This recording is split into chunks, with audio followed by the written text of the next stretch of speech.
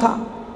قارون موسیٰ علیہ السلام کی قوم میں سے تھا اور بہت پیسے والا تھا۔ کتنا پیسے والا تھا؟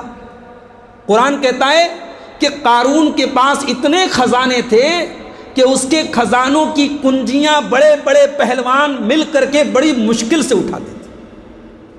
وَآتَيْنَاهُ مِنَ الْكُنُوزِ مَا إِنَّ مَفَاتِحَهُ لَتَنُوءُ بِالْعُصْبَةِ أُولِي الْقُوَّةِ، بڑے بڑے پہلوان بڑی مشکل سے اس کے خزانے کی چابیاں اٹھاتے تھے۔ تو قارون کو اپنی دولت پر بڑا ناز تھا۔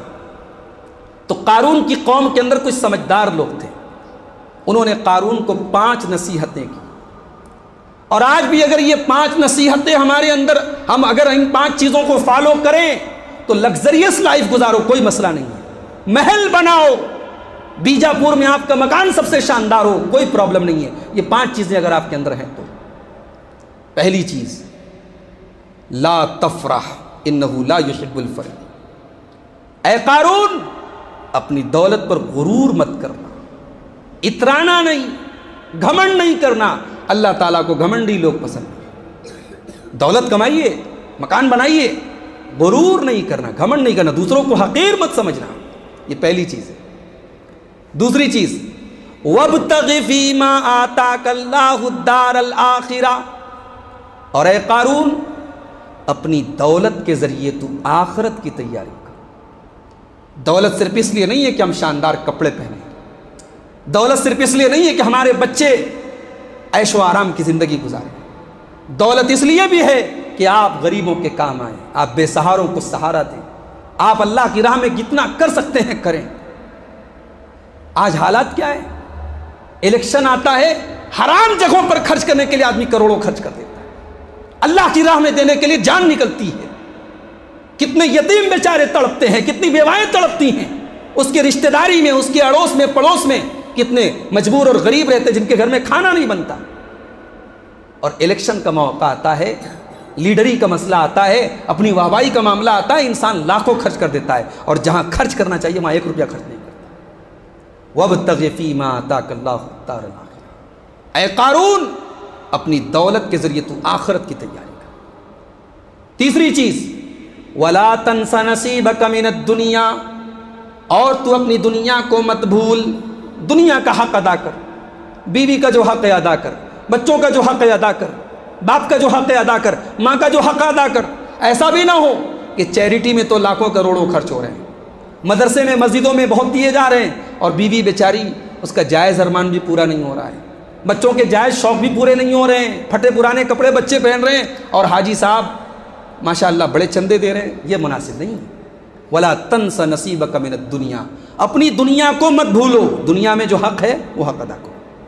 3 چیزیں ہو گئی۔ نمبر 4، وَأَحْسِن كَمَا أَحْسَنَ اللَّهُ إِلَيْكَ، اور اے قارون، اللہ نے تجھے اتنی دولت دی ہے، تیرے ساتھ اللہ نے احسان کیا ہے، تو بھی لوگوں کے ساتھ احسان کر۔ دولت اگر اللہ نے آپ کو دی تو احسان کیجیے لوگوں کے ساتھ، آپ کی دولت کے ذریعے لوگوں کا فائدہ ہو، لوگوں کے کام آئیے، احسان کیجیے لوگوں کے ساتھ۔ وَلَا تَبْغِ الْفَسَادَ فِي الْأَرْضِ، اور 5ویں نصیحت کہ زمین کے اندر فساد مت مچاؤ۔ دولت کا مطلب یہ نہیں کہ 4 ویلر لے کے گئے اور غریب کی گنٹی پہ چڑھا دیا، غریب کے پیر پہ چڑھا دیا، یہ نہیں ہے دولت کا مطلب۔ دولت کا مطلب یہ نہیں ہے کہ آپ اپنی دولت سے غریبوں کو کچلتے ہوئے چلے جائیں، زمین میں فساد مچائیں، زمین میں دہشت گردی مچائیں، آتنک مچائیں، نہیں۔ وَلَا تَبْغِ الْفَسَادَ فِي الْأَرْضِ، تو یہ 5 نصیحتیں ہیں جو قارون کو اس کی قوم کے نیک لوگوں نے دی۔ لیکن قارون تو بہرحال قارون تھا، قارون نے کہا ارے میری دولت تو مجھے اپنی نالج سے ملی ہے، انما اوتیتہ علی علم، دولت مجھے اپنی نالج سے ملی ہے، یہ دولت میں نے کمائی ہے، دولت مجھے ملی ہے، میں جہاں چاہے وہاں خرچ کروں۔ اور قارون جب بن سمر کے نکلتا تھا، ہائے ہائے ہائے، اس کی چمک دمک، اس کا گلیمر، اس کی قوم کے دنیا دار لوگ کہتے تھے ارے یہ دیکھو قارون کو دیکھو، قارون کا کپڑا دیکھو۔ جیسے آج ہمارے یہاں مائیں بہنیں ہیں، شوہر بیچارہ جتنا کماتا ہے اس کا آدھا پیسہ بھی بیوی کے کپڑوں پر خرچ کر دے، تب بھی جب یہ مارکیٹ میں جائے گی، شادی میں جائے گی، کہیں پارٹی میں جائے گی اور اپنے سے اچھا کسی کا کپڑا دیکھ لے گی تو شوہر سے آ کے کیا کہے گی، ارے کیا آپ نے مجھے دلایا ہے، دیکھیے فلاں کی بیوی نے ایسا پہنا تھا۔ دوسروں وہ کہتے ہیں نا کہ ناؤ کو دیکھ کر کے حجامت محسوس ہونے لگتی ہے، دوسروں کی ضرورتیں دیکھ کر کے اپنی چادر سے زیادہ پیر پھیلانے کی کوشش مت کیجیے۔ قارون کی دولت دیکھ کر کے کچھ لوگوں نے کہا یا لیت لنا مثل ما اوتی قارون، کاش کہ ہمارے پاس بھی اتنی دولت ہوتی جتنی قارون کے پاس۔ اللہ نے کہا فخسفنا به وبداره الارض، ہم نے قارون کو زمین میں دھسا دیا، قارون کو بھی دھسا دیا، قارون کے محل کو بھی دھسا دیا۔ یہاں ایک بات نوٹ کر لو، جیسا گناہ ہوتا ہے اللہ ویسی ہی سزا دیتا ہے۔ قارون تکبر کرتا تھا، گھمنڈ کرتا تھا، اپنے آپ کو اونچا سمجھتا تھا، اللہ نے زمین میں دھسا دیا۔ فرعون کو اپنی ندیوں پر ناز تھا، اللہ نے پانی میں ڈبا ڈبا کر کے مار دیا۔ تو انسان جیسی کرنی کرتا اللہ اسی حساب سے اس کو سزا دیتا ہے۔ قارون کو اللہ نے زمین میں دھسا دیا، اور جب زمین میں دھسایا تب ان لوگوں کی آنکھیں کھلی اور لوگوں نے کہا ہائے ہائے ہائے یہ کیا ہو گیا، وَإِكَأَنَّ اللَّهَ يَبْسُطُ الرِّزْقَ لِمَنْ يَشَاءُ مِنْ عِبَادِهِ وَيَقْدِرُ، ارے یہ تو کلیئر ہو گیا کہ روزی روٹی اللہ جس کو چاہتا ہے زیادہ دیتا ہے، جس کو چاہتا ہے کم دیتا ہے۔ روزی روٹی اگر کسی کو زیادہ ملی ہے اس کا یہ مطلب نہیں کہ اللہ اس سے پیار کرتا ہے۔ دیکھو کیسے دھس گیا پھر قارون، اگر اللہ نے ہم پر احسان نہ کیا ہوتا تو ہم بھی دھس گئے ہوتے زمین پر۔